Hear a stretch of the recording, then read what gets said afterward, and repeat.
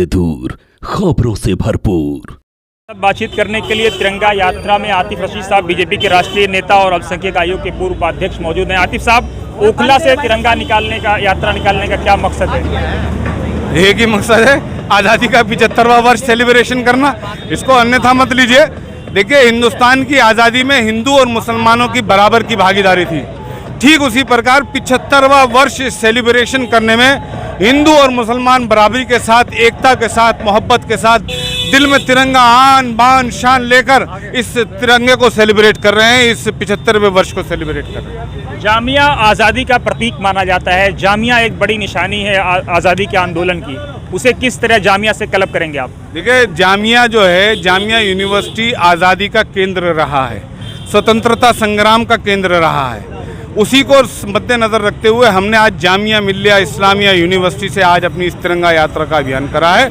और जो आज़ादी का स्मारक ईदगाह इंडिया गेट पर जाकर समाप्त होगा। और क्या संदेश देना चाहेंगे आप ओखला के मुसलमानों को, जो कि मुसलमानों को लेकर के बीजेपी से बड़ा कन्फ्यूज़न लगा रहता है और आपने काफ़ी मुसलमान यहाँ जमा कर रखे हैं? पूरी दिल्ली से आज ये मुसलमान यहाँ पर आए हैं। और जब आज़ादी की बात होती है, जब देश की बात होती है, जब तिरंगे की बात होती है, जब भारत माँ के मान सम्मान और स्वाभिमान की बात होती है, तो कोई हिंदू कोई मुसलमान नहीं होता। हम सब भारतीय हैं और भारतीयता के नाते हम सब लोग यहाँ पर हैं। और भारतीयता का पैगाम, भारतीयता का संघर्ष, भारतीयता के लिए भारतीय जनता पार्टी अगर आगे खड़ी है तो सब लोग साथ खड़े हैं। मेरा आखिरी सवाल, आप कहीं सामने एमसीडी के चुनाव में आपने दिल्ली बीजेपी के अध्यक्ष को बुला रखा है, क्या कोई लिंक है उससे?